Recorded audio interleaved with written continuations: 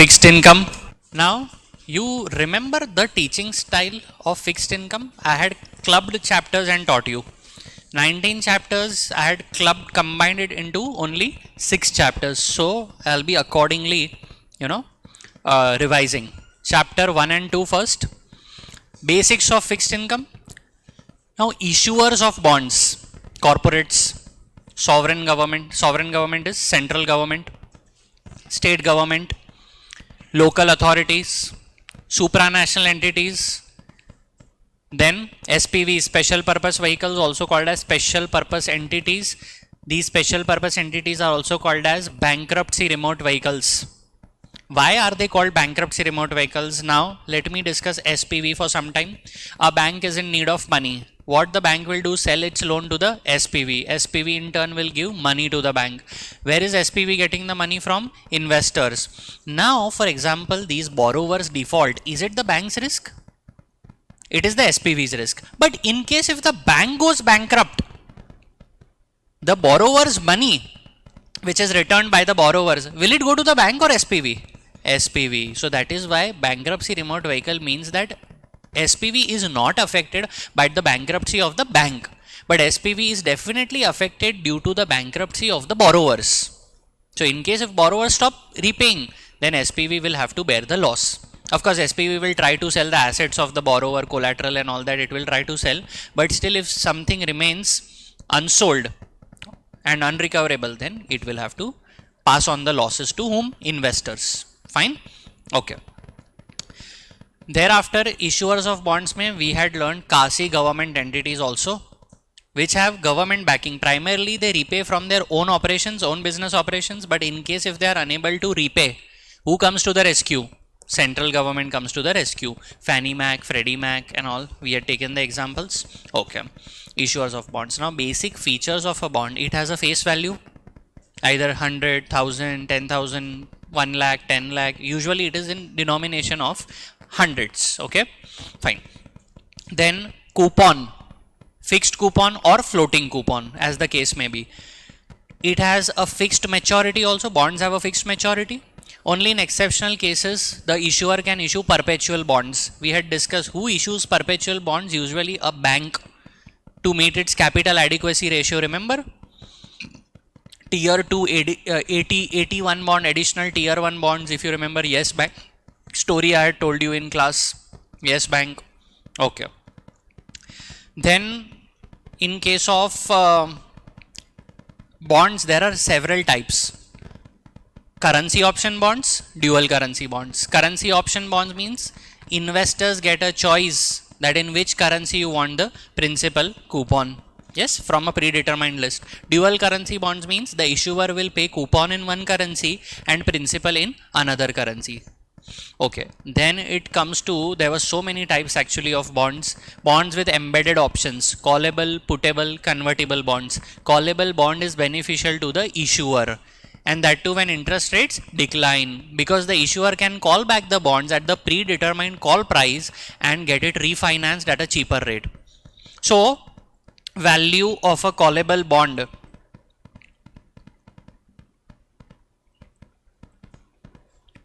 is equal to value of an option free bond. And as an investor, are you long the call option or are you short the call option? What do you think? Short the call option. Long the call option is the issuer, because he gets the right but not the obligation to call back. So issuer is long the call option on the company's bonds and you are short the call option. So value of call option. Since you are short the call option, it's like you are an option seller. So you are receiving the premium. So this minus is sort of premium that you are receiving. You can consider it as a discount. Remember guys, all other things remaining constant, a callable bond will be priced at a lower price as compared to an otherwise equivalent option free bond. Why? Because of this factor, minus value of call option. Puttable bond is beneficial to whom? Investor. You can put back the bonds anytime prior to maturity. Only if interest rates are going up, that is when it would be beneficial for you, right? Okay, in a rising interest rate environment. So value of a puttable bond will be value of an option free bond.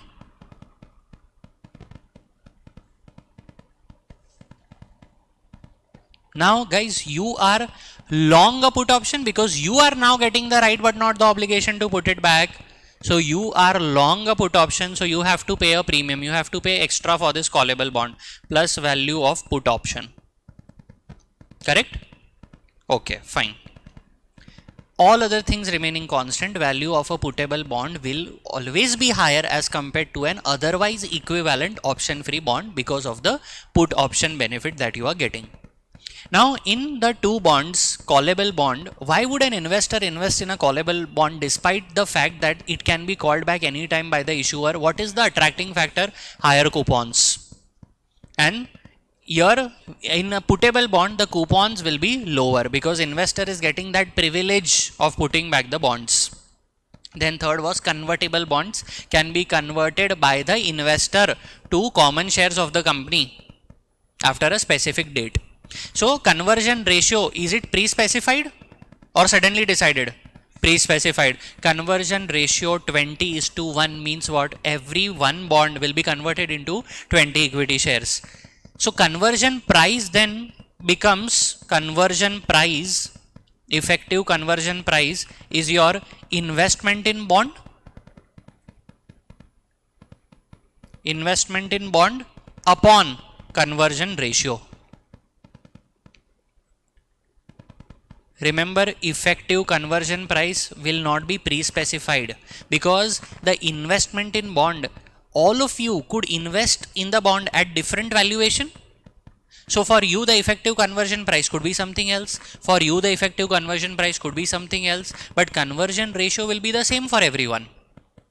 And when does it make sense to convert it to equity shares? Only when market price of equity shares is above the effective conversion price. So say for example, you had bought the bonds initially at 1000, conversion ratio is 20, every bond will be converted to 20 equity shares, effective conversion price is 50, market price of equity shares is above 50, then only it makes sense to convert.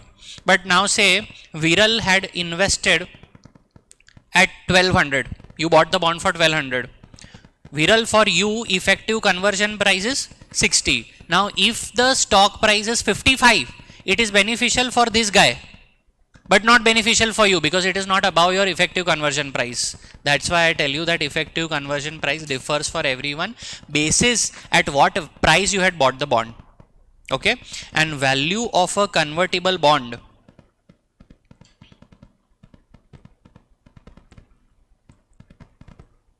is equal to maximum of straight value, comma, conversion value. Now what is straight value? Straight value basically means the bond price which you get by discounting the bond cash flows. Normal bond pricing which we had learned, the price which you obtain by that is called straight value, also called as floor value. Straight value is also called as floor value. And conversion value was what? Your market price of equity shares, current market price of equity shares into the conversion ratio, If market price of equity shares is very high, are your convertible bonds attractive? Yes. So that is when the value of a convertible bond will trade close to the conversion value, being higher of the two, because that time, because of your market price of equity shares being so high, conversion value most likely would be above the straight value, and thus your convertible bonds would be trading at a value close to the conversion value. But if, and that is when I can say that convertible bonds are exhibiting more stock like characteristics. But when the market price of equity shares is very low, does it make sense for you to convert? No. So that time your convertible bond is exhibiting bond like characteristics, and that is when your convertible bond would be priced close to the straight value. In order to avoid arbitrage opportunities, we had discussed this example in class with numbers, if you remember. Okay, right now I am just touching upon the important points. Okay, so remember it will be maximum of the two. Okay, fine. Now if the equity share price is very low, it makes absolutely no sense not even in the distant future, to convert your bonds into equity shares. You are better off holding the bonds. Your equity conversion option is useless. Such a conversion option is called what? Busted convertible. Busted convertible, when it makes absolutely no sense to convert. Okay. And convertible bonds are beneficial to whom? Issuer or investor? Investor. So you investor, since you are getting a privilege to convert your bonds into company's equity shares at a future date, you will have to sacrifice. How you will have to sacrifice? You will be getting lower coupons. You will be getting lower coupons. Okay, fine. So this was. Now when I talk about the styles, which were the three styles? American style, European style, Bermudian style. Every style will have a lock-in option. Lock-in period will be there in every style. Now what is American style? Once the lock-in period ends, the issuer can call back the bonds anytime before maturity. European style was what? Once the lock-in period ends, the issuer can call back only on one specified date, which will be pre-specified. Bermudian option, once the lock-in period ends, the issuer can call back the bonds on multiple pre-specified dates, more than one. The riskiest in case of call option is American call, riskiest, followed by Bermudian, then followed by European. European is the least risky. You have risk only for that one specific day. Okay. Similarly for put options. Okay. Put option, the most beneficial for you will be American style because you can put it back anytime. Least beneficial for you would be European style. Right? Okay, fine.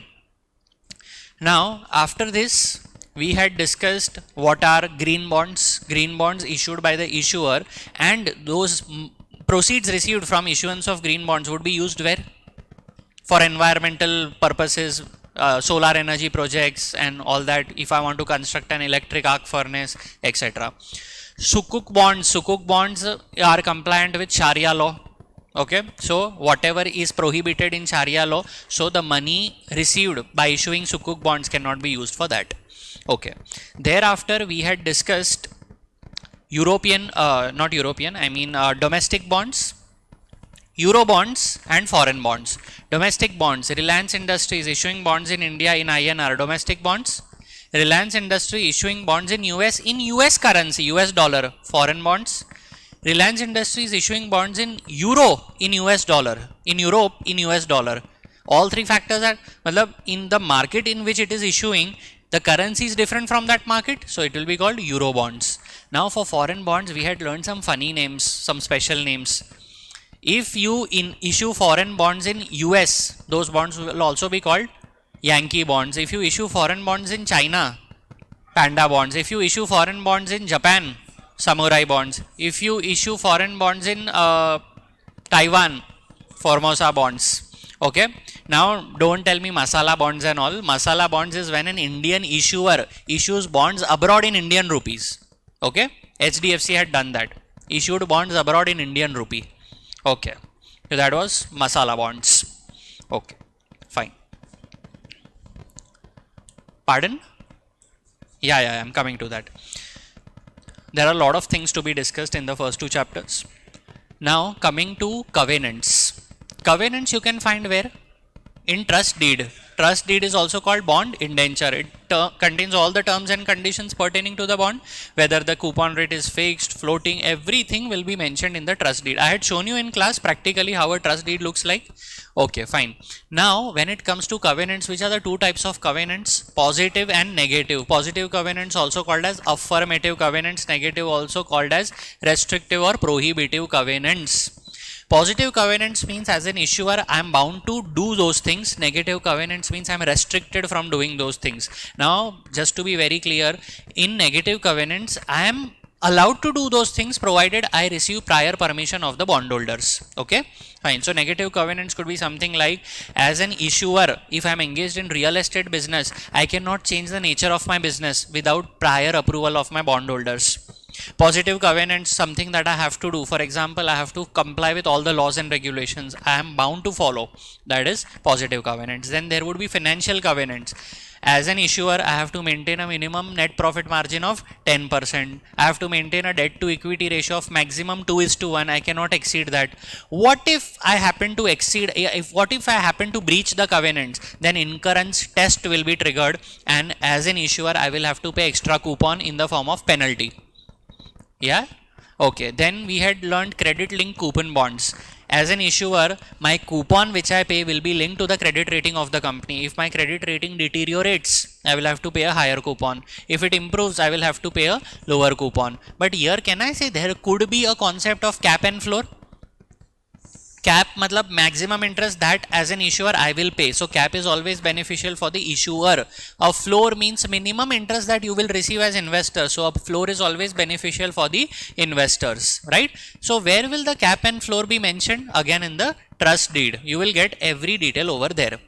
Okay, now discussing payment in kind bonds. As an issuer, instead of giving you the coupon in cash, I will give you the coupon in kind by issuing additional bonds of coupon equivalent amount. Then at maturity together one shot I will give you the face value back of every bond. Then we had discussed step up coupon bonds and deferred coupon bonds. Step up coupon bonds, I will start giving you coupon right from the start, but initially for few years I will give you coupon at a lower rate, then I will increase the rate of coupon for the next few years, then again I will increase the rate of coupon, stepping up periodically. Deferred coupon bonds means for initial few years as an issuer, I won't give you any coupon. You will have to wait for a few years. Then onwards, I will start giving you coupons. Now the coupons that I give you after a few years, I made you wait. So I will have to give you coupons at a higher rate. Typically used by startups and all, where they want to conserve cash flow in the near term and they can focus on their business, knowing the fact that they won't have to incur interest liability right now. Yes? Okay. Thereafter, we had discussed cross default provision and pari passu charge. Cross default provision is when I am an issuer, you guys are bond A holders, you are bond B holders. Bond B holders, I am paying money on time to bond B holders and I am defaulting on bond A. So still bond B holders trigger that default provision, because you guys fear that today I have defaulted on bond A, tomorrow I could possibly default on your bond. So in advance you have started the recovery proceedings, and that was possible only because your bonds had the option of cross default provision. Cross default is when default done on other bond classes is considered to be a default on your own bonds as well. Pari passu charge is what? Pari passu charge means all the investors have equal claim on the property collateral. Now by equal claim, I don't mean exactly equal. Equal means proportionate claim on the property. We had taken numerical examples and understood in proportion of, say, whatever is the outstanding amount, 2:1, 3:2, it could be anything. Now this brings me to the point of secured debt and unsecured debt. Secured debt, as an issuer, will I specify the collateral? Yes, that is secured debt. But as an issuer, if I don't specify any collateral, it is unsecured in nature. Now you investors have invested in my unsecured bonds. Does it mean that you don't have any collateral? You don't have any specified collateral, but you have general claim on all the collateral. So if on, say for example, building A, other bondholders are having specified claim, so you will have secondary claim on that as unsecured bondholders. We had taken example of that amounts ke saath. I hope you remember. Many people have this misconception that unsecured means we have no security. You have no specified security, remember that, but you always have secondary claims on security. Fine? Okay. Now when it comes to floating rate bonds, what was the concept of floating rate bonds? Benchmark plus spread. What keeps on fluctuating?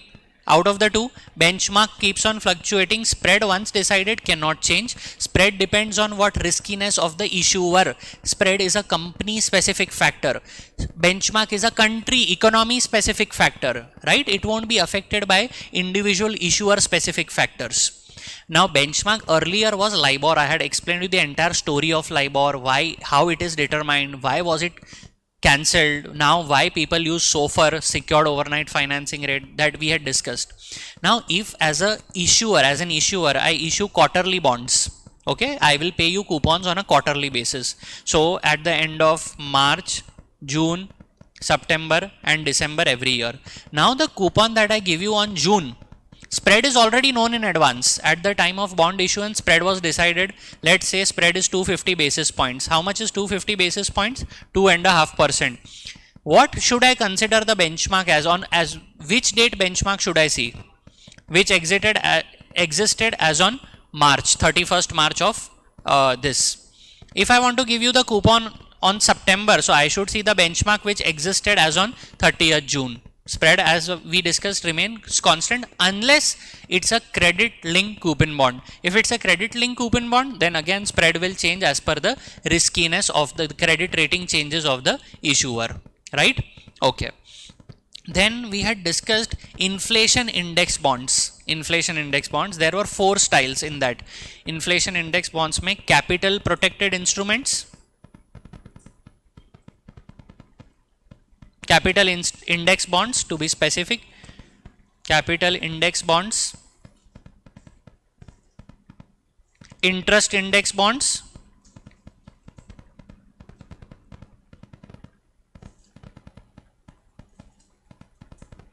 indexed zero coupon bonds,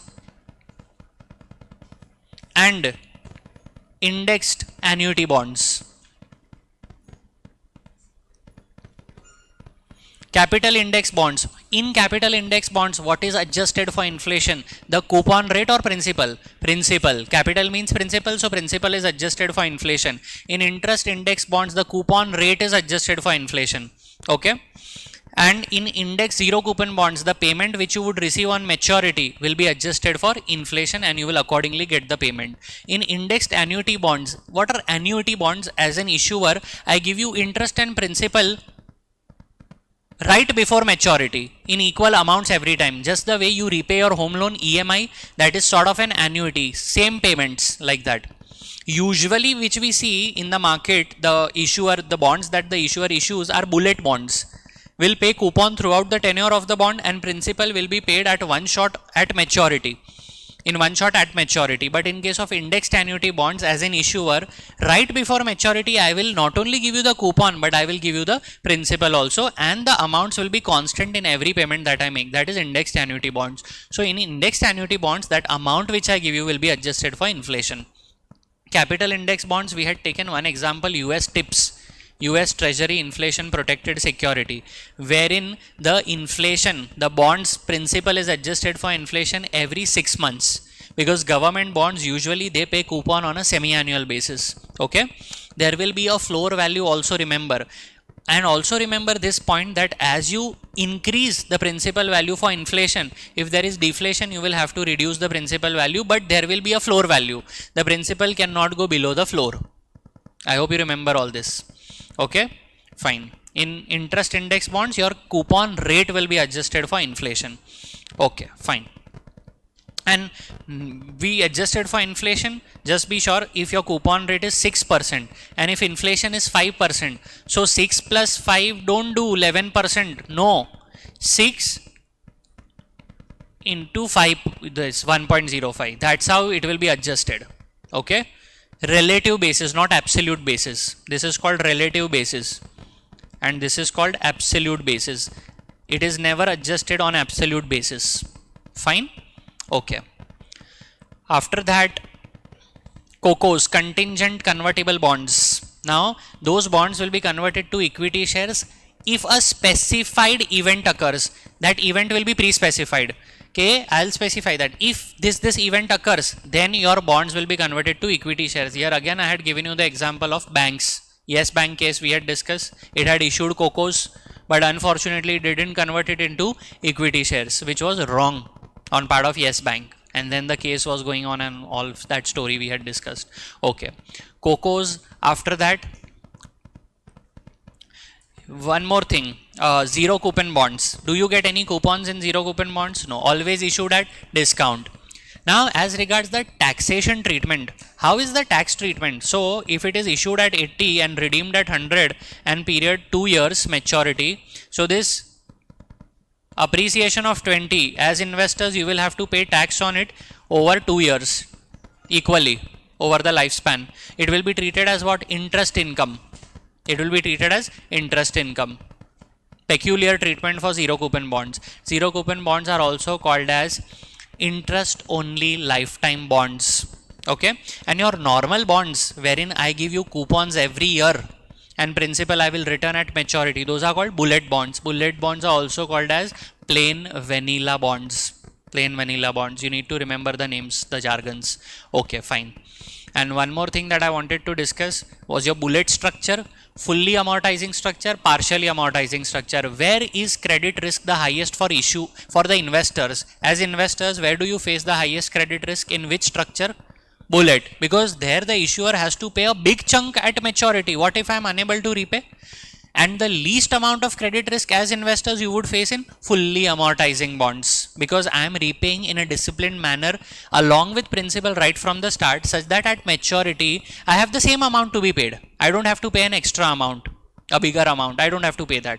Partially amortizing was what? I start repaying principal right from the start, but initially the payments will be constant up to a point, and on maturity one big payment I'll make to clear off the loan, right? So least risky is fully amortizing, followed by partially amortizing, and most risky is bullet structure, right? Okay. Anything else? Yes, one more thing. Capital market securities, money market securities. Money market securities having maturity less than 1 year. Three types: commercial papers, certificate of deposits, and treasury bills. Commercial papers are issued by corporates.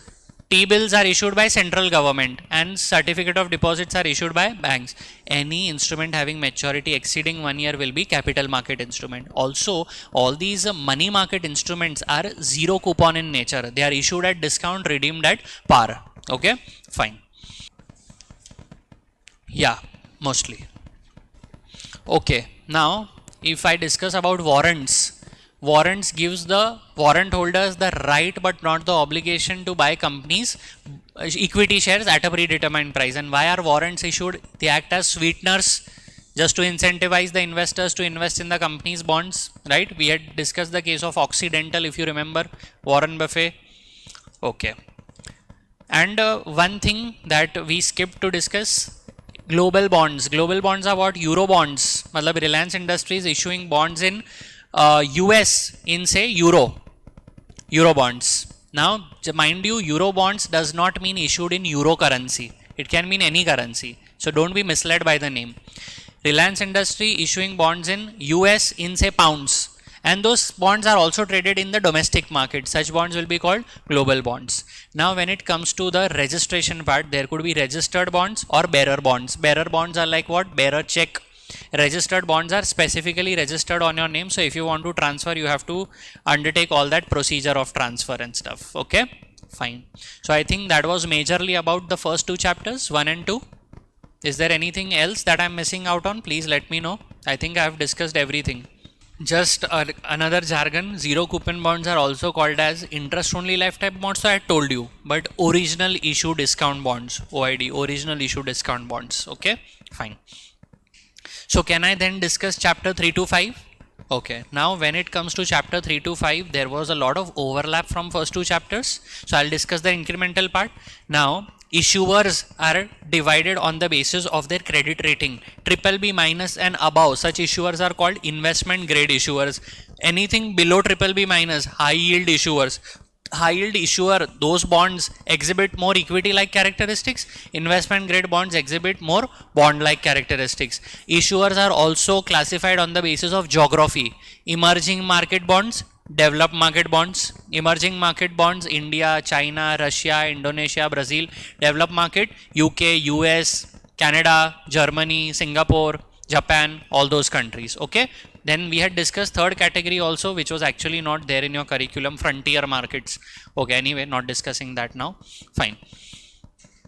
Now, again, on the basis of tax status, tax-free bonds or taxable bonds. If the government wants to attract investments, then it can make it tax-free. Sovereign gold bonds, I had given you an example, are tax-free bonds if you hold it for a period of 8 years. Okay. Going forward, we had discussed the difference between revenue bonds, GO bonds, general obligation bonds, and agency bonds. Now when it comes to GO bonds, general obligation bonds, as a government I will issue GO bonds, and it will be backed by who? What? Tax revenues, general obligation bonds. As a government I issue bonds and it is backed by some specific project. Government has undertaken some project and the money received from that project will be used to repay to the investors. Such bonds are called revenue bonds. As an entity, I have issued bonds are called agency bonds. So in case if I am unable to repay from my business operations, who will come to my rescue? Central government will come to the rescue. We had taken example of NABARD, National Bank of Agriculture and Rural Development. So it becomes what? An agency bond. Okay, fine. Then when it comes to raising money by the issuers, for corporates we had discussed two methods: underwritten offering, best efforts offering. Underwritten offering, the investment banker buys the bonds at a low price and then tries to sell it at a higher price. In best efforts offering, the investment banker won't commit anything. He'll just act as a broker and see whatever as per his best efforts he is able to sell, he'll get commission for that. In underwritten offering, remember, the investment banker doesn't get a commission, he will buy at a low price and sell at a higher price, right? Okay. When it comes to government bonds, how are government bonds issued? By way of auctions. Which are the two types of auctions? Single price auction, also called as uniform price auction, and multiple price auction. Now we had discussed the entire process. It was very interesting. We had played a game in class. Now what do? I collect bids and I arrange the bids in ascending order. Ascending order of what? Yields. Then at that point where the requirement is getting satisfied, that point will be called the cutoff point. Those bidders falling below the cutoff point, will they get the allotment? No. Unless they are what? Non-competitive bidders. Non-competitive bidders get the first preference. Okay. And what yield will the non-competitive bidders get? Cutoff yield. Cutoff yield is also called as top yield. Okay. Cutoff point is also called as top point. Remember that. And all the successful bidders above the cutoff point may or may not get, because what if non-competitive bidders eat up? Then we had discussed that. Then you have to again see sequence wise. We had done two case studies we had done. One I had done for you, then I had given you to solve one case study, right? Okay. So this was about the auctions. Multiple price auction. All the successful bidders will get allotment at their respective yields. Here also we had discussed two further types of auctions. When the bond is issued for the very first time, it will always be issued at par. And such an auction is called a yield based auction. Subsequent issuance of the same bond is termed what? Reopening, if you remember. Reopening can be either at par, premium or discount. And such an auction is called price based auction. Price based auction. And within price based auction we had two: single price and multiple price method. Okay. Now such level of detailing is not given to you, but for you to better understand the concepts, I had told you this, because I wanted to explain you the concept of reopening. I had shown you on RBI website and all. Okay. The same bonds were again and again issued and the size was going on increasing. Then we had discussed on the run bonds. On the run bonds are the ones which are the recent issuances in a specific maturity. So every maturity will have different on the run: 5-year on the run bonds, 10-year on the run bonds, 15-year on the run bonds, 20-year on the run bonds. And government is such an issuer which issues bonds of several maturities, right from money market securities like T-bills as short as 91 days to as long as 70 years, 80 years, or maybe even 100 years. Bonds issued for 100 years are called century bonds. Austrian government in the year 2017 had issued 100-year bonds. Okay. And why does government issue bonds of all the maturities? We had discussed ILNFS case, if you remember. If I issue bonds for short term, the benefit will be that I will get the funds at a cheaper rate, but the disadvantages is that rollover risk will be there. I won't get stability. But if I issue bonds of longer maturity, the cost will be high, no doubt, but I will get stability. We had discussed the problem with ILFS was issuing short-term bonds and giving loans for long-term, asset liability mismatch. And why it was issuing short-term bonds? Because they were cheaper, but it failed to realize that it will have rollover risk. Remember that?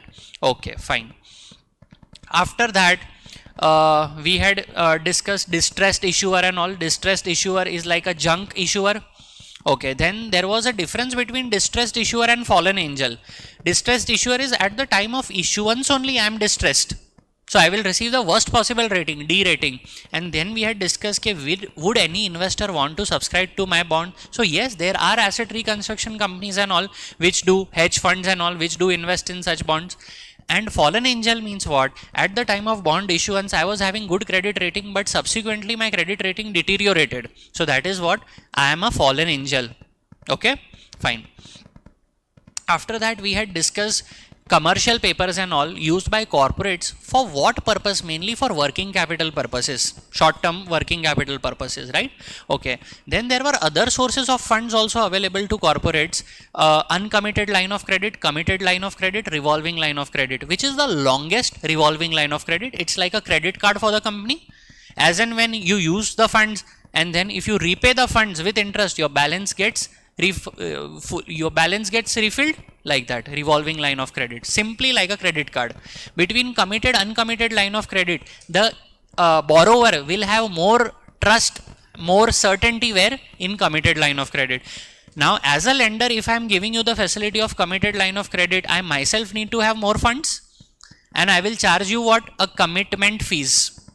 But if I have given uncommitted line of credit to a borrower, and in case if I am facing shortage of funds, I can call back I can call back that facility. Okay, because there was no commitment from my end, and thus I don't charge any commitment fees also, naturally, right? Then we had discussed the concept of repo, repurchase agreement, reverse repo.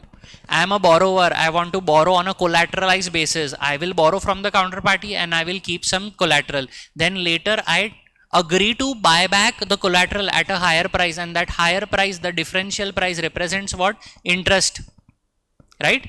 Okay, and then we had discussed several factors what affects the repo rate.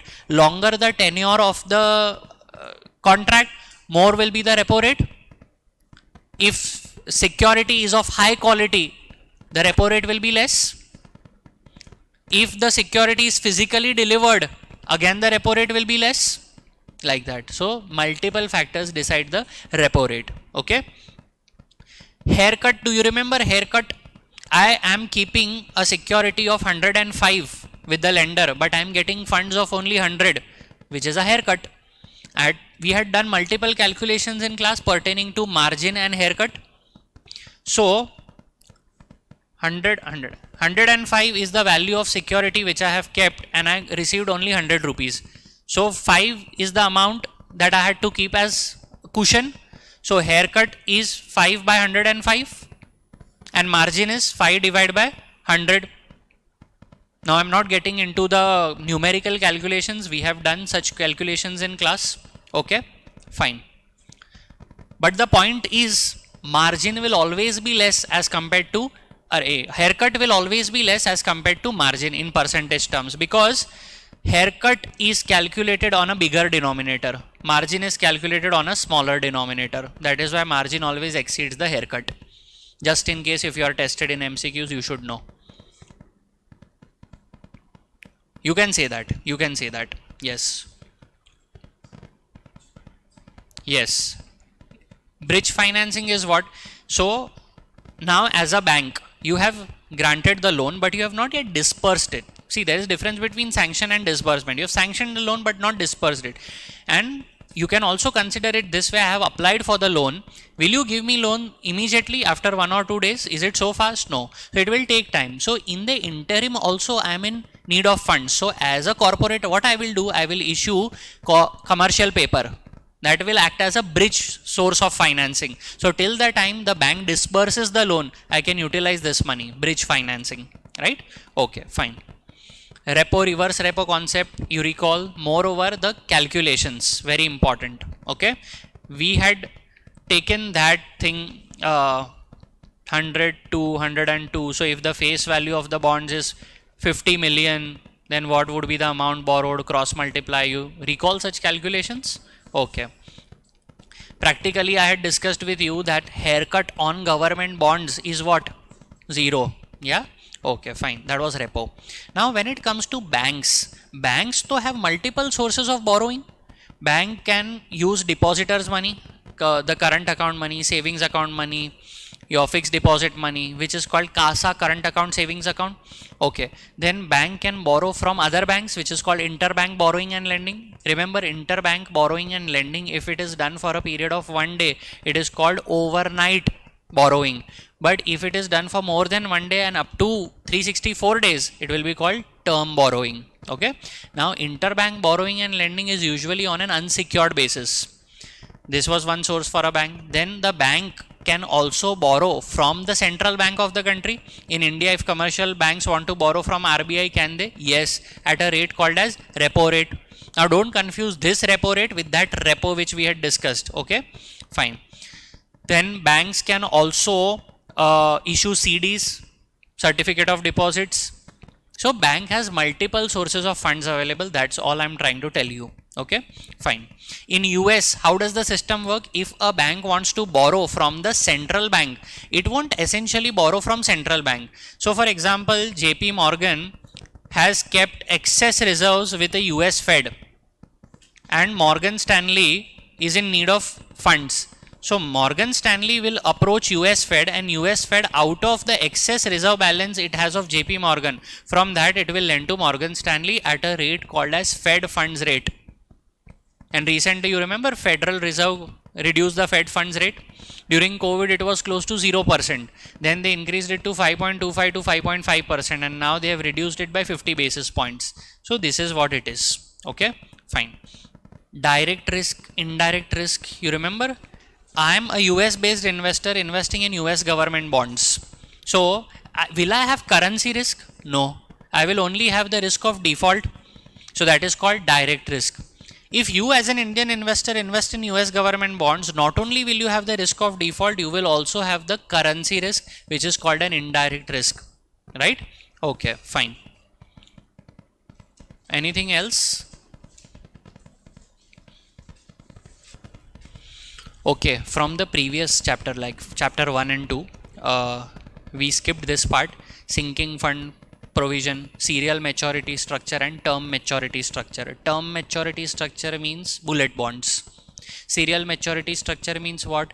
Every investor has chosen different maturity. I myself had given you several options. If you want to invest for 2 years, if you want to invest for 3 years, 5 years, you choose the maturity. That is called serial maturity structure. And sinking fund provision was what? I set aside certain amount every year to buy back the bonds in order to avoid the credit risk, right? That was sinking fund provision. Okay, now in sinking fund provision, originally the term of the bond is 5 years, but I buy it back before maturity, like that. So you investors face the risk of redemption prior to maturity, but in serial maturity structure, you don't face the risk of redemption prior to maturity, because if I give you the money in 2 years, that's because you had selected 2-year maturity. I did not repay before time. I paid on time only. I hope you understand that. Okay, now coming back to chapter 3 and 5, we had discussed primary and secondary markets. Primary and secondary markets. Primary market is new issuance market. When the issuer issues for the very first time, those bonds, shares were never available to the public earlier. So whenever this reissue also happens of bonds, reopening which we call, it is a primary market activity, because the bonds which the central bank is going to issue on behalf of government, were they available to the public earlier? No. So primary market. Secondary market is simple trading of bonds between investors, just changing of hands. So if you buy it from dealer's inventory, it will be called what? Secondary market activity, right? Okay, fine. And bond trading, mostly when I talk about corporate bonds, they get traded where? In dealer markets, over the counter markets. And when it comes to government bonds, majority of the volumes of government bonds are on exchange. Okay, fine. Now going further, they had discussed fixed income indexes. Now index we had learnt in equity security market index chapter. Nifty 50 is an equity index, but there are bond indexes also, but bond indexes are problematic. It is difficult to replicate a bond index because a particular issuer can have multiple types of bonds outstanding, and moreover issuers of bonds are way more as compared to issuers of equities. Equities who can issue? Only corporates can issue, but bonds there are several issuers. So if there are several issuers, you imagine, and each issuer can issue so many types of bond, so number of constituents in the index will be so high, which makes replication difficult. Second problem is that the turnover will be very high. Turnover means every year some bonds will mature, you will get the face value. New bonds will enter into the index. So as a passive investors who are replicating the index, you will also have to buy those new bonds. But the turnover is not so frequent when it comes to equity indexes. So the turnover in your portfolio also will be less. Make sense? Okay. So this was about fixed income indexes. Anything else? Also in fixed income indexes, which issuer will have the highest weightage generally? Who issues most number of bonds and most volume? Central government will have the highest weightage. Also, the indexing of fixed income bonds, can it be done on the basis of credit rating? Yes. So a particular index can only have maybe bonds up to BB credit rating. Can it be done on the basis of maturity? Yes, of course. A particular index can have bonds of only maturities up to 5 years. Particular index can include bonds only up to maturity of 10 years. So indexing can be done on the basis of maturity. It can be done on the basis of credit rating. Can it be done on the basis of frequency of coupon payments? No. That cannot be done, okay? That level of granularity won't be available. Okay, there are index providers. We had taken example of MSCI, Morgan Stanley Capital International. They are the ones who develop these indices rather. Okay, discussed everything. Factoring. What was factoring? I am an issuer. I am seeing that I have a lot of debtors. Now debtors will pay after some days, but I am in need of money. So I will approach a factor and I'll tell the factor that you give me money and whatever debtors repay later, that you keep it. The factor will definitely pay a lower price as compared to the debtor value, and he'll keep the incremental considering it as the interest. That is what was factoring. Again, a source of funds available to corporates. Okay, fine. Let me know in case you want to know anything more.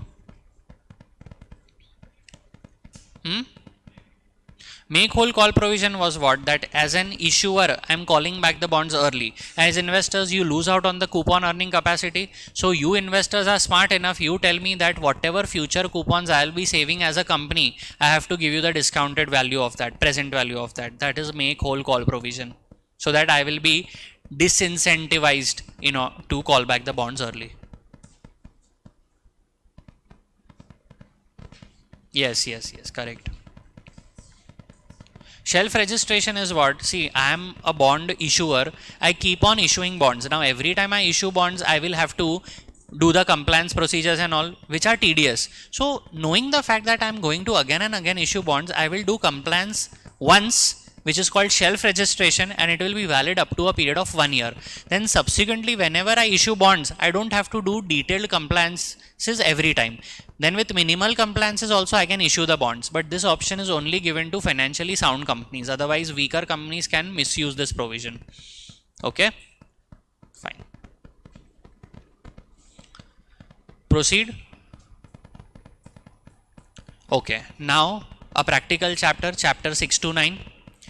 We had learned bond pricing. Basic bond pricing using NI by Y, PV, PMD, FV keys. N is what? Your number of coupon periods. I by Y, yield to maturity. PV, present value of the bond. PMT, coupon rate.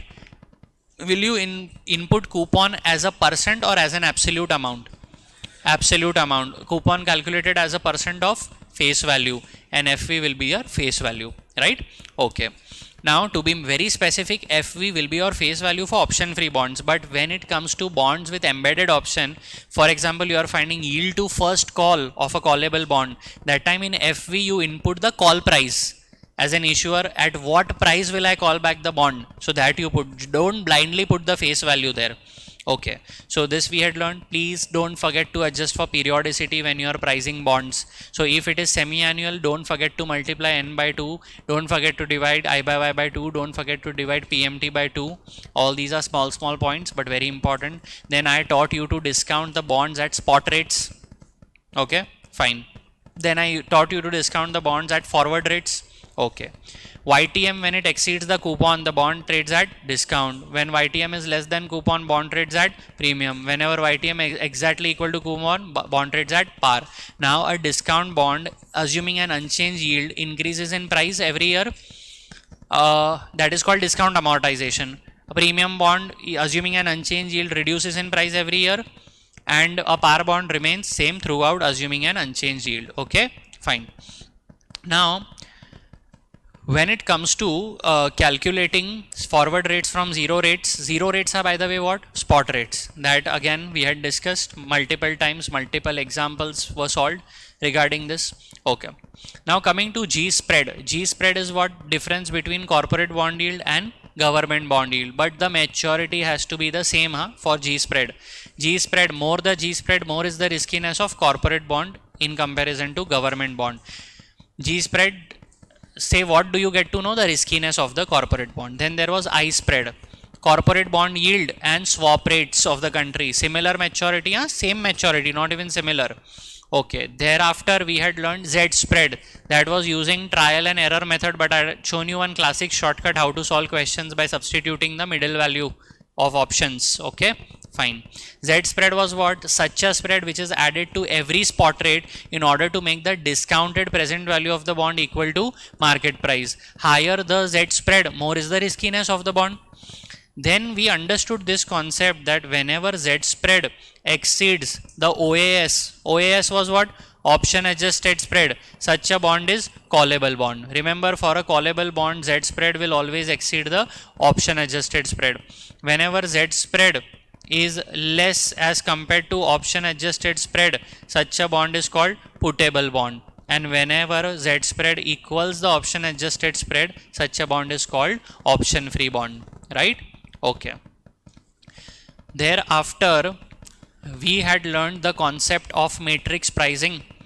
I can find out the yield of a non-traded bond using similar traded bonds. Yes, I had given you one shortcut how to solve such incremental years, incremental yields. They have given you some formula and all, forget that, but you understood my shortcut, right? So follow that process to calculate the matrix pricing questions. Okay. Thereafter, floating rate bonds, FRN, floating rate notes. You remember this concept? Discount margin, quoted margin. Discount margin is the spread, quoted margin is also the spread, but this discount margin spread is to be used for YTM, I by Y. Quoted margin spread is to be used for coupon. So can I say, and the benchmark for both will be the same? So then whenever discount margin exceeds the quoted margin, it is as good as YTM exceeding coupon. So the floating rate bond trades at discount.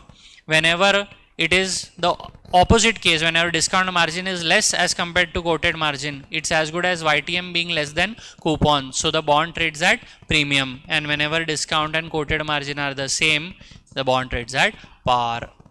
Okay, fine. Now discount margin, quoted margin, once decided, cannot change. What keeps on changing? It's the benchmark that keeps on changing. Fine. Okay. Moving on, the other concept we had learned was adjusting for periodicity. Extremely important. If I ask you to compare a semi-annual bond with a quarterly bond, it's not comparable. So I had taught you the concept of effective annual rate, how you convert the yield into an effective annual rate, and then you can compare it. Okay, not doing the calculations, but I hope you remember that. Okay, fine. Thereafter, this adjusting for periodicity concept was very important. Also, if I ask you a question, keeping the stated rate constant as the periodicity increases, periodicity means compounding frequency. What about the effective annual rate? That also increases. But if I keep the effective annual rate constant and with increasing compounding frequency, the stated rate will go on decreasing. Logically, you understand that. Okay, fine. We had discussed everything in class pertaining to these concepts. Okay. Thereafter,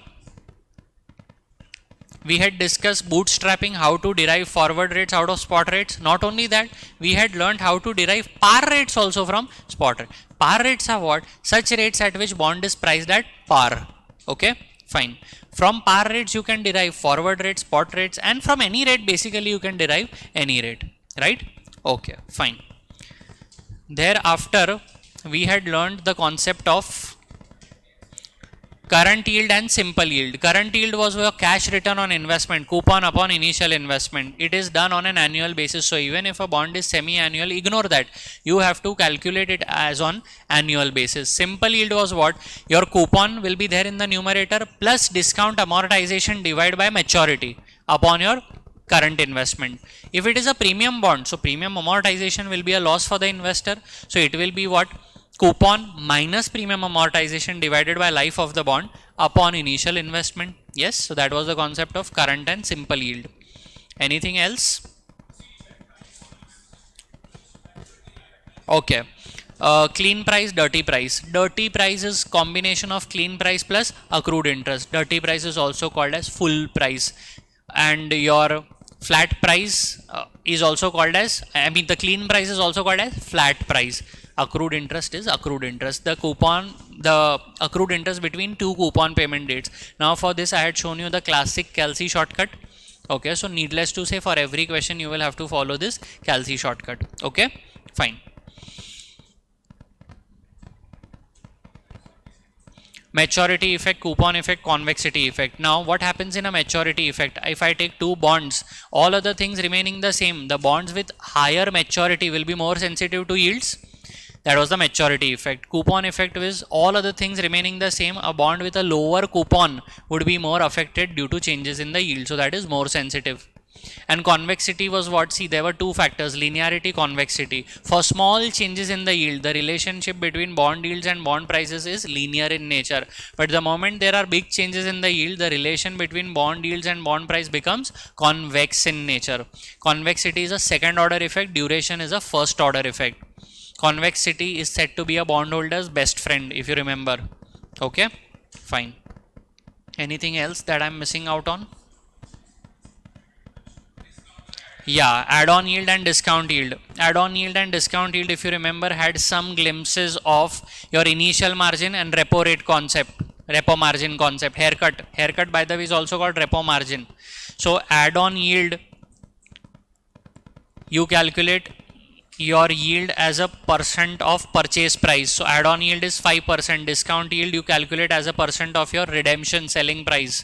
So can I say discount yield will always be less as compared to add-on yield? The same concept as repo margin will always be less as compared to margin, initial margin. Okay, fine. Repo margin means your haircut. Fine.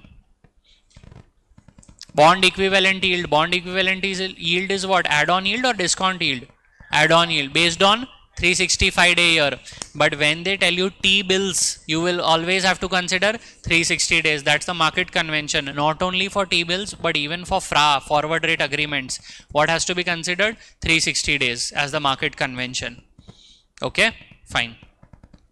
Anything else? There were many concepts in this chapter, 6 to 9.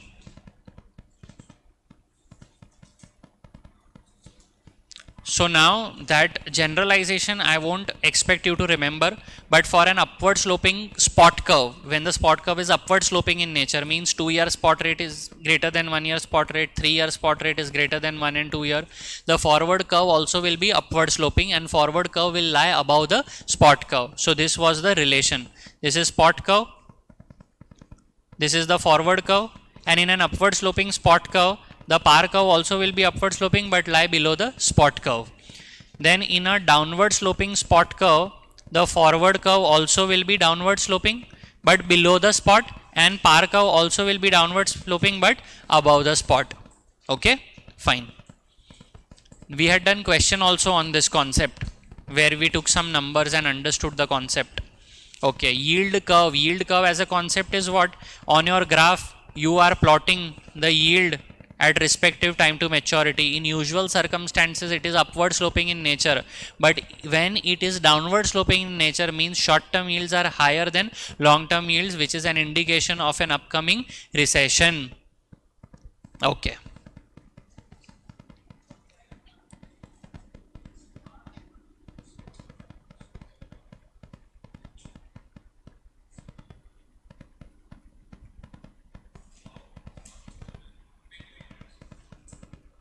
Are you sure?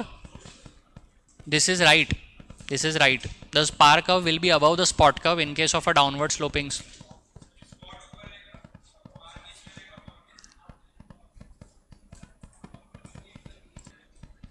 This is the appropriate relationship. This is right. When spot curve is downward sloping, forward curve also will be downward sloping and so will par.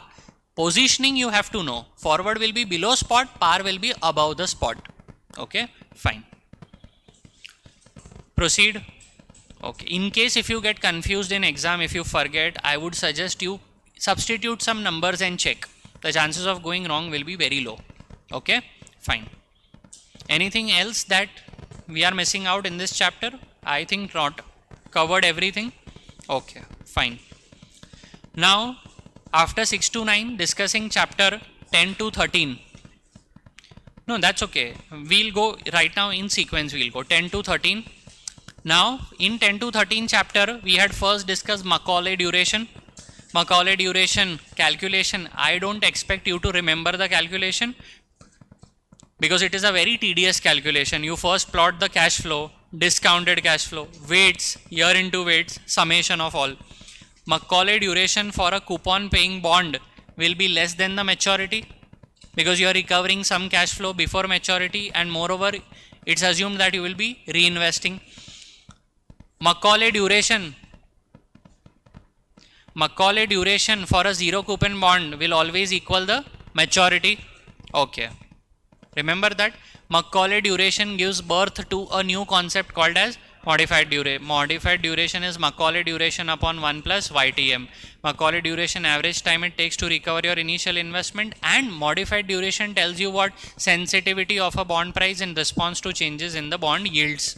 So what was the formula? Percentage change in bond price was minus MD into delta YTM. Here please ensure that delta YTM you input as a decimal number. Okay, and moreover be careful about the signs. If delta YTM is falling, please input it as a minus number. If increasing, positive number. Signs are of utmost importance here. Okay, yes, tell me. Exact equals the maturity for a zero coupon bond. Okay, now this was the incomplete formula. Why is it incomplete? Because it only factors in the duration, small changes in the. Now we factor in the convexity also. So foolproof formula for percentage change in bond price is half into convexity into delta YTM square. This is the foolproof formula for percentage change in bond price. Okay, again I repeat, YTM please consider it as a decimal number. Okay, now when I talk about convexity, convexity is a bondholder's best friend, we agree, and we also know how to calculate convexity. There is a formula for that. But what about callable bonds? Callable bonds exhibit negative convexity, which is not good for you. Puttable bonds exhibit positive convexity, definitely. Okay, now there is another formula for modified duration, which is approx modified duration, which is V minus V plus upon 2 into V0 into delta YTM. We had discussed the logic in class. Right now I am not going into all that detail. Okay, approximate convexity. I had given you a shortcut to remember this formula. Yes, can anyone tell me? Plus plus minus minus V 20 upon original price into being a second order effect.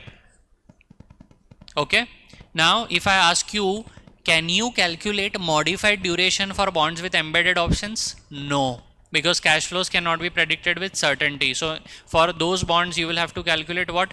Effective duration. Effective duration, everything same. Instead of delta YTM it will be delta curve.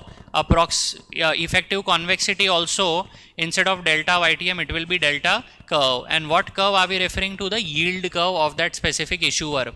Okay, now there was one problem with duration. It is effective only for small changes in the yield, and moreover duration assumes a parallel shift of the yield curve. Now it is not necessary that always the yield curve will move in a parallel fashion. So that was one limitation. So for that we have key rate duration. At every specific maturity point we have separate durations. Now you don't have the key rate duration calculation at level 1, but only the concept. Okay, when the yield curve changes in a non-parallel fashion, so that is when key rate duration would be useful rather than effective and modified duration. Yes? Okay. After that,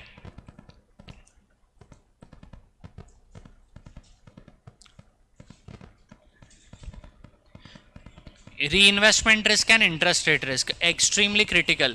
Reinvestment risk is the risk of reinvesting your coupons at higher or lower yields. Now remember, the risk can either affect you in a positive way or a negative way. Similarly, interest rate risk can affect you in a positive or a negative way. Now I am investing in a bond, Macaulay duration is this much, your investment horizon is less than Macaulay duration. Which risk will have greater dominance? Interest rate risk will have dominance over reinvestment risk. After I buy the bonds and if yields fall, interest rate risk is positive, reinvestment negative. If one risk is positive, the other has to be negative. Therefore, your overall effect will be positive, such that your horizon yield will be more than your initial YTM. Right? Also, when your investment horizon is less than Macaulay duration, this is called positive duration gap. When your investment horizon exceeds Macaulay duration, it is negative duration gap. So by now we understood that duration gap is Macaulay duration minus your investment horizon. Okay, so at this stage, during negative duration gap, your reinvestment risk has dominance over interest rate risk. If after you buy the bonds, yields fall, reinvestment risk will be negative, interest rate risk will be positive, such that overall effect will be negative. Your horizon yield will be less than initial YTM. But if your investment horizon is exactly equal to Macaulay duration, both the risk will cancel out each other, such that you will end up earning the same as your initial YTM. Remember? Okay, fine. Highly testable part. Okay. After that, money duration was what? Money value of your portfolio. Now by money value, will you consider par value or market value? Market value, current market value into duration. Once you get the money duration and whatever yield changes are there, apply it on that, you will get the change in your portfolio in not in percentage terms but in dollar terms. So if you want to know the effect of your portfolio in dollar terms, calculate money duration and then find it out. Then we had learned the concept of PVBP, price value of basis point, V minus V plus upon 2. If they only ask you PVBP, calculate this much and leave it. Okay, fine.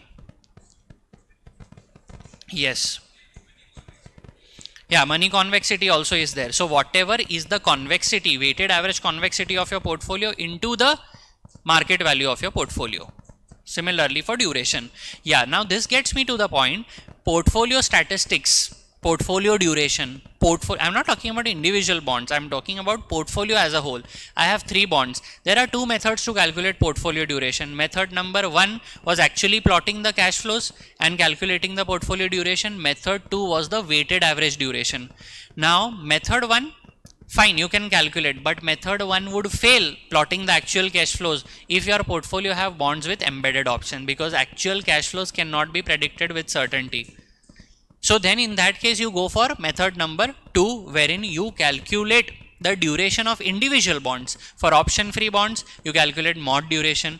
For bonds with embedded option, you calculate effective duration. But in order to maintain uniformity, it's always advisable that for option free bonds also you calculate effective duration. Okay, because it's like a non-vegetarian person cannot eat vegetarian. Can eat vegetarian, but vegetarian person cannot eat non-vegetarian. So it's like your option free bonds, you can calculate modified duration, effective duration both, but for bonds with embedded options you can only calculate effective. So it's the option free bond which is adjustable in nature. So when you are comparing these bonds, always compare them on the basis of effective duration, right? And weighted average portfolio duration would be applicable in that case when you have bonds with embedded options in your portfolio. Now when you want to calculate the weight of each bond, you will consider the market value. Remember, market value weights have to be taken. So what is the current market value of that respective bond upon the total market value of the portfolio? That will give you the weightage of that respective bond, multiply it with the respective duration. That's how you get the weighted average duration, right? Okay, fine. PV01 is price value of 1 basis change in the yield. So if your yield changes by 1 basis only, 0.01%, what is the impact on your portfolio in dollar terms? That is PV01. Simple, money duration you calculate, apply 0.01% on that. Simple, 1 basis, effect of 1 basis in dollar terms, right? Okay. Thereafter, empirical and analytical duration. Now this as a detailed concept you have it at level 3 only, not at level 1, but basic if I have to tell you, analytical duration is used for government bonds.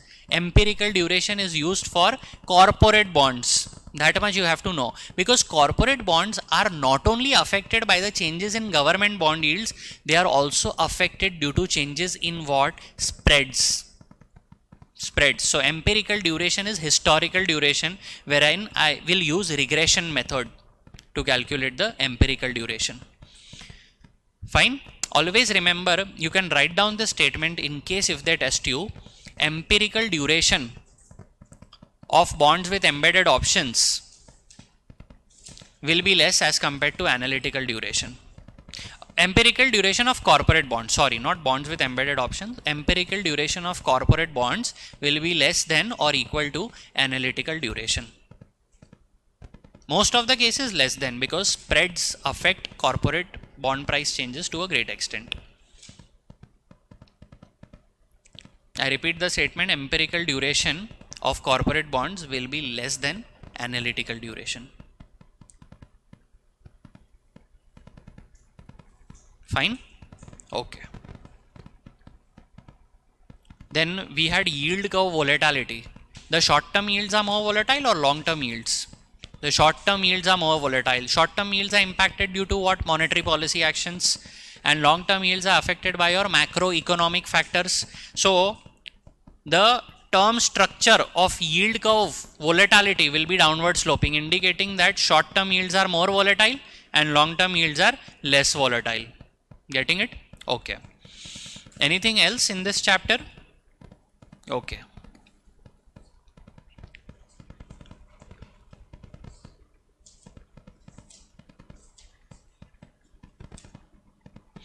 So, see, for example, if you want to use key rate duration, you have a bond and the yield curve has undergone a non-parallel shift. Matlab the yields have not changed by the same percent across maturities. So, if you want to check the impact on 3-year bond, so what you will do is, you will 3-year maturity, so minus KRD, this key rate duration of 3-year, into how much has the 3-year yield changed by, like that.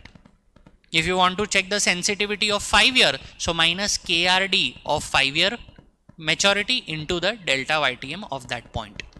Okay, fine.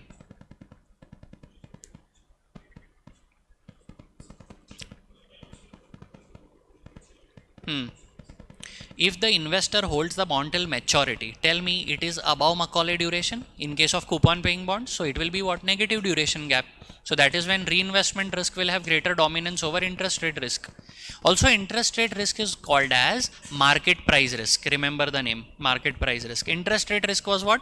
Bond yields falling, bond price increasing. Positively it is affecting.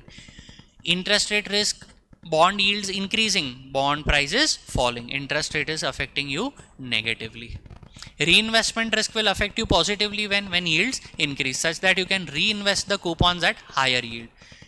Yields falling, so reinvestment risk will be negative, such that you will have to reinvest the coupons at lower yields. Remember this? Okay. Anything else that I'm missing out in this chapter? 10 to 13?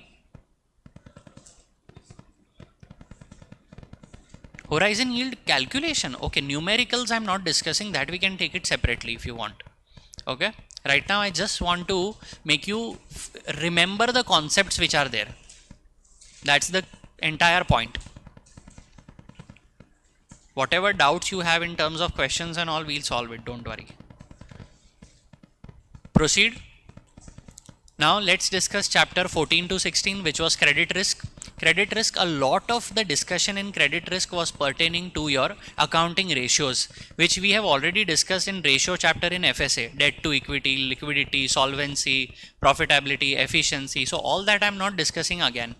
The important part here in this chapter was your spreads. Spreads was probability of default into loss given default. Loss given default was what? 1 minus the recovery rate. Loss given default is also called as loss severity.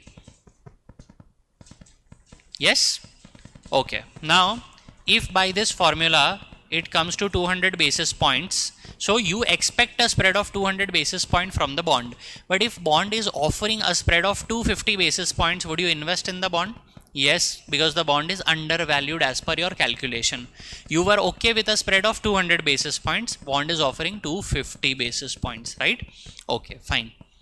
Now, can the riskiness reduce with a reduction in loss given default? Yes. Can the riskiness reduce with a reduction in probability of default? Yes. Okay. Then we had discussed specific terms. Change of control put. I am invested in a particular company, and that company's management control has undergone a change such that I am no longer comfortable. But luckily, I had the change of control put provision in my bonds such that whenever the control changes, I as an investor can put back the bonds. So it is beneficial for the investor. Then there was structural subordination. Structural subordination means subsidiaries bondholders will get first preference on the subsidiaries cash flows. Thereafter, the money, if at all, can go to the parent company. This was same as unrestricted subsidiary. Restricted subsidiary was what? Restricted subsidiary was that first the cash flows generated by subsidiary have to go to the parent, then only it can be utilized for servicing the debt of subsidiary, right? Okay.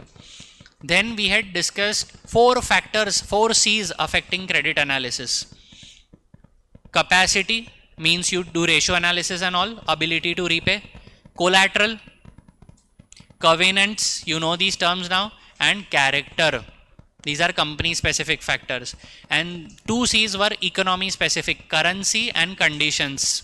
Remember, economy specific means top down factors, and these 4 factors which we discussed, character, capacity and all, were bottom up factors. Okay. Now, when it comes to assessing the credit worthiness of sovereign, that is the central government, the style of analysis would differ. You see the political scenario, the bureaucracy, the red tapeism, fiscal assessment you do, monetary assessment you do, all that. Now here you won't be calculating specific ratios like debt to equity and all. You will calculate debt to GDP ratio for government.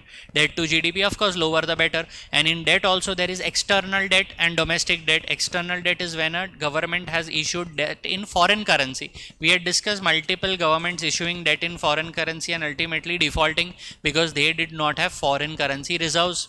If they issue the debt in domestic currency, even if they don't collect sufficient taxes, what they can do? Print money and repay. So a domestic debt will carry lower risk comparatively as compared to external debt. Yeah? Okay. Then I think this was it majorly. Then most of the questions that they had asked you were on ratios, ratio analysis, which we are thorough now after doing financial analysis techniques. Which is desirable, lower debt to equity ratio and all such questions were asked. Okay. Then notching. Notching as a concept we had learned. See, there is issuer specific credit rating, the company as a whole, and issue specific credit rating, the rating for a particular bond. Now, issue specific credit rating is say AA. Issuer credit rating is AAA. So we say that the issue rating is 1 notch below the issuer rating, assuming that AA just falls below AAA, which it doesn't, but just in our example.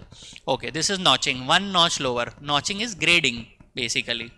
And issuer rating is always done as if the credit rating agency is rating unsecured bonds. Because in issuer case, you take the entire assets and liabilities of the company like that. Okay, fine. Anything else specifically in this chapter? In a bankruptcy, the negotiated outcome is different and all that factors we had discussed. Okay.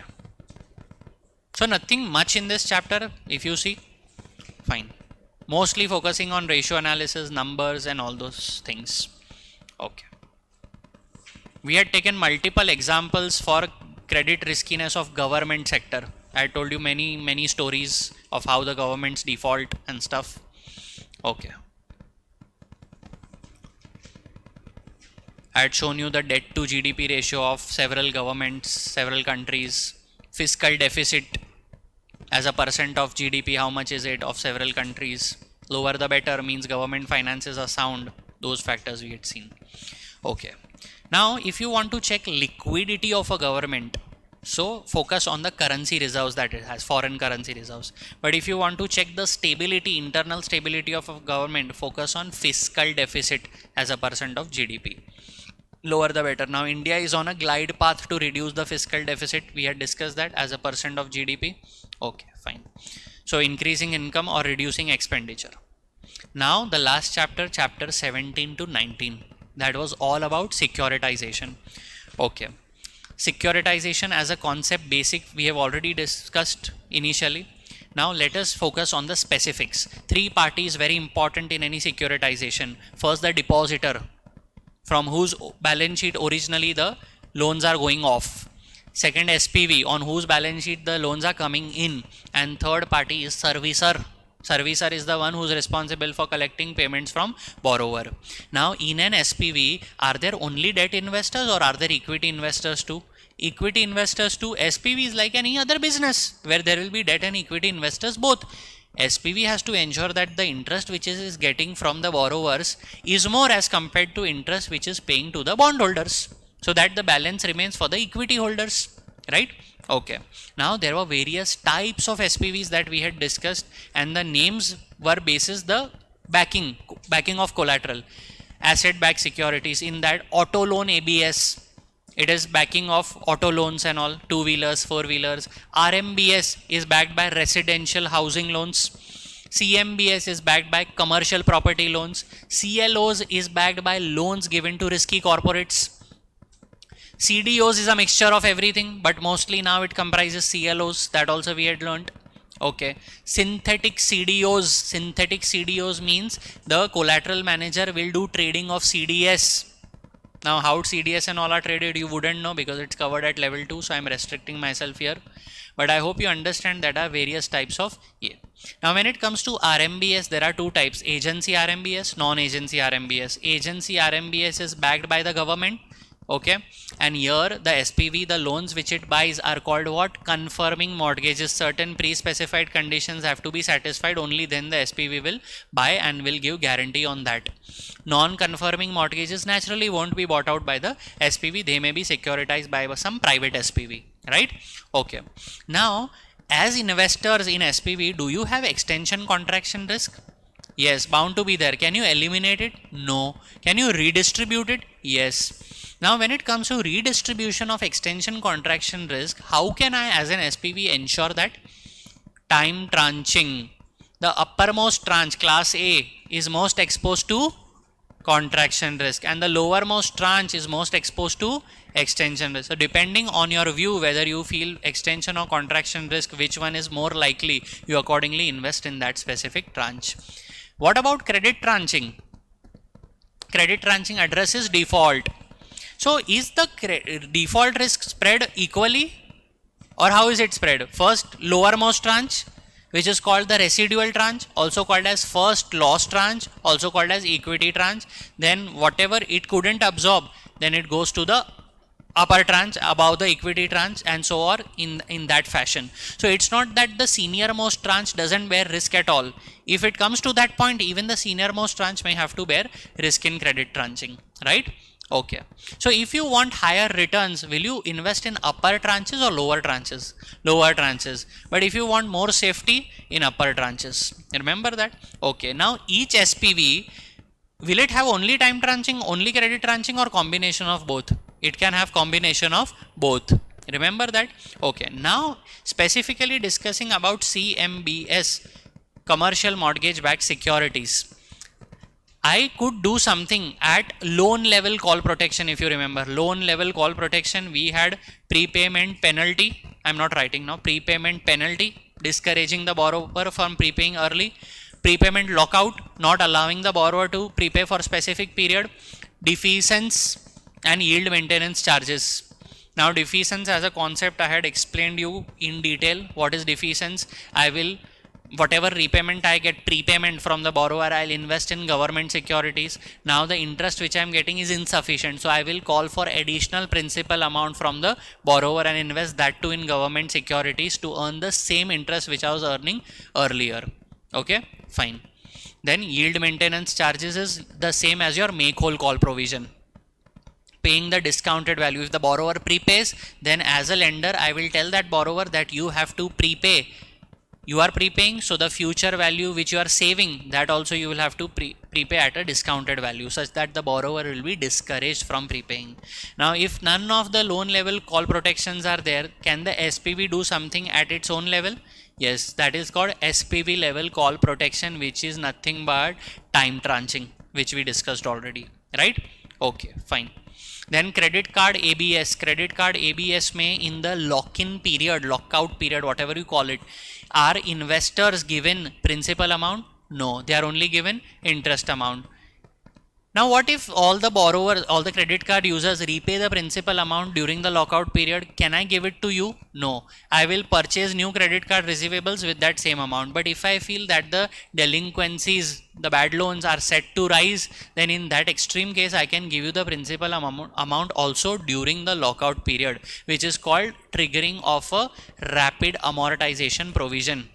Rapid amortization means repayment of principal earlier than anticipated. Okay, fine. Thereafter we had discussed static cover pool, dynamic cover pool, if you remember. In most of the cases it was a dynamic cover pool. In most of the cases I had told you one table specifically. That table you have to read it. Very important table. They have given segregation of which has a dynamic cover pool, which has a static cover pool. Then we had discussed covered bonds. Covered bonds. Do you form an SPV in case of covered bonds? No, an SPV doesn't come into the picture. The issuer directly collects money from investors and issues covered bonds. Then there is ring fenced loans, if you remember. So whatever money the issuer gets from that loan, it will use that money to repay the investors. In case if there is a default, the cover pool can be changed. Yes, that is what makes it a dynamic cover pool. In case if the cover pool is totally exhausted, so can the investors have recourse to other properties of the issuer? Yes, they can have. So covered bonds are one of the safest. That is why the yields are lower. Now in covered bonds also there were two types: hard bullet covered bond, soft bullet covered bond. In a hard bullet covered bond, on the due date, if as an issuer I fail to repay, it will be considered as a default.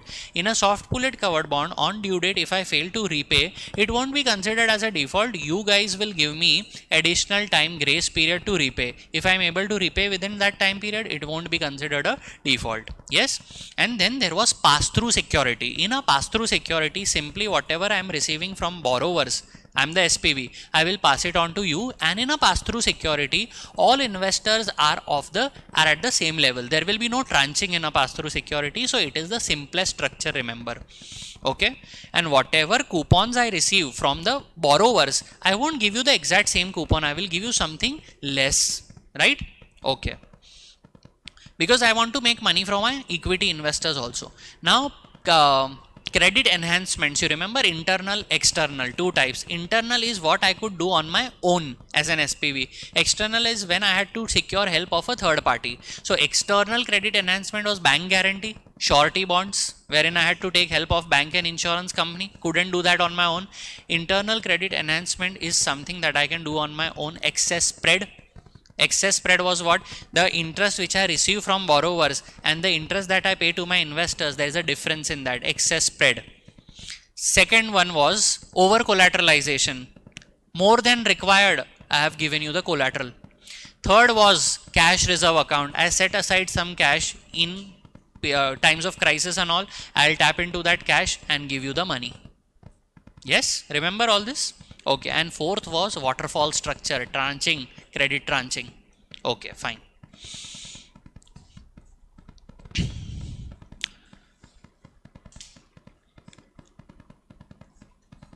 PSA, Public Securities Association, a body in US which forecasts the percentage of prepayment that could occur within a year. Now, if my SPV has a prepayment rate of 16%, which I come to know only at the end of the year, and PSA benchmark was 8%, can I say in my SPV prepayments are happening at twice the rate, twice the speed? So my PSA speed is 200.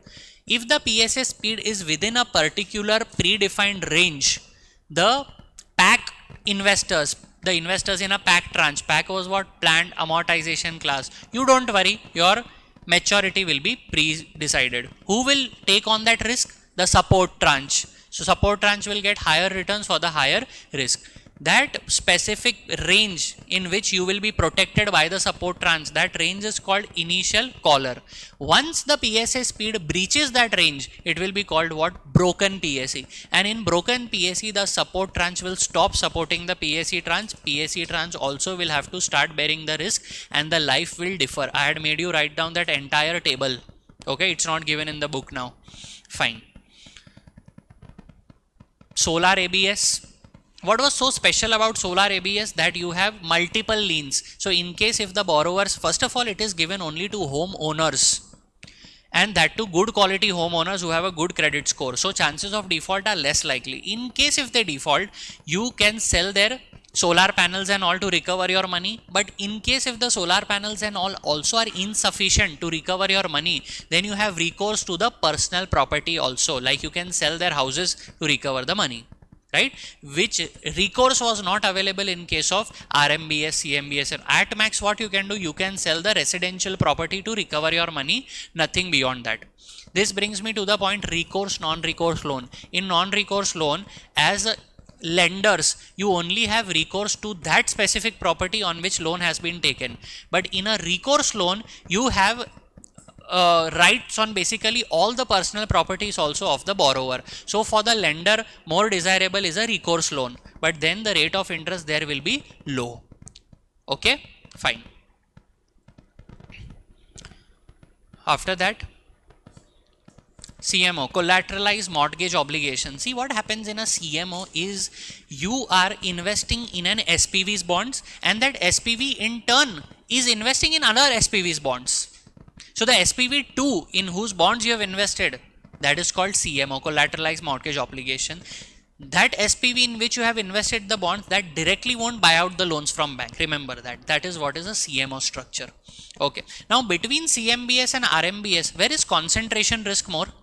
In a CMBS. Now what do you mean by concentration risk? In CMBS, the loans would be given to few borrowers. In RMBS, because of lower ticket size, loans would be given to many borrowers. So in CMBS, if one of the borrower also default, the risk would be huge. That is what is concentration risk. But in RMBS, the loans are spread out over multiple borrowers, so concentration risk is less. Moreover, the second differentiating point is CMBS loans mostly are bullet in nature. RMBS loans are fully amortizing in nature. So that again reduces the credit risk of RMBS and it increases the credit risk of CMBS structure. Remember that. I had made you mark down that table. Very important. Okay, fine.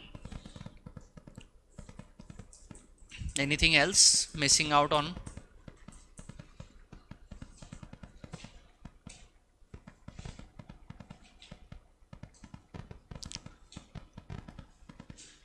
Now all those mathematical calculations you should be able to do, a weighted average maturity and all that. We had done it in class. So that is a must. You must know how to do it. And when it comes to calculating the weight, say for example you are calculating weighted average maturity of a pool of borrowers A, B, C, D, E, F.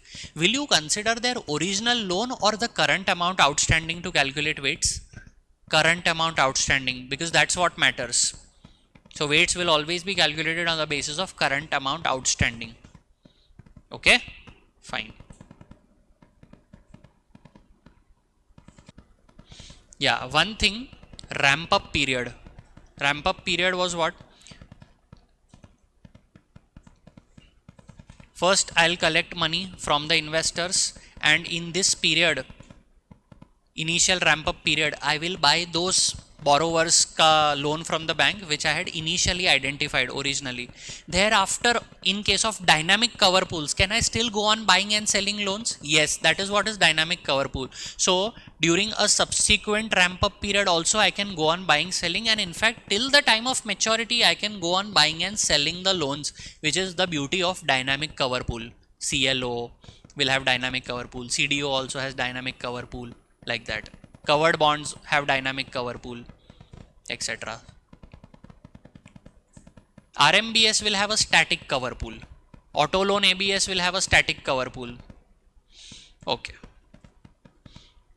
Also, in a covered bond, the investors are of the same category. Then there won't be any tranching system because already the protection provided by the issuer is a lot. So don't need to create separate tranching. But in all other structures, you will mostly see the tranching. If not, it will be like what? A pass-through structure, where all investors are alike on an equal footing. Remembered all this? Anything that I'm missing out on, please let me know. That was just for your understanding, not a part of the curriculum. Mortgage is for immovable property. Hypothecation pledge is for movable properties. Hypothecation, the term is used for in case where the possession of collateral is with the borrower. Pledge is used when possession of collateral is with lender. That was simply for your understanding. So point is, whenever you see CMBS, RMBS, mortgage, you understand that it is for immovable properties. And that important point, loan to value ratio, that calculation we had done, what is desirable, less than 1 or more than 1? Less than 1. We had done one question also on that. And if the loan is given to poor quality borrower, what is such a loan called? Subprime loan. Prime loans are given to good quality borrowers. Yes? Okay. I think that was all. Sure.